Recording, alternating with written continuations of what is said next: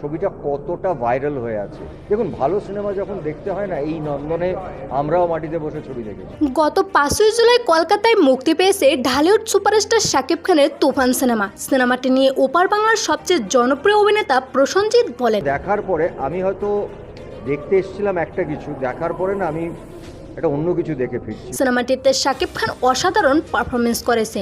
সিনেমাটির নাম অনুযায়ী পরিচালক রায়হান রাফি শাকিব খানকে যে লুক দিয়েছে তা সত্যিই অসাধারণ।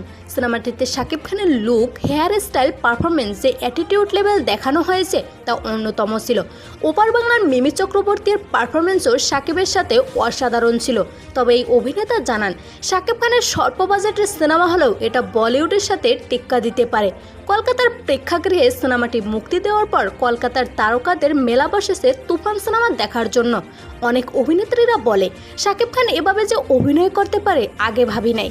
সো ভিউয়ার্স, আপনার কাছে শাকিব খানের অভিনয় কেমন লেগেছে জানিয়ে দিন কমেন্ট করে।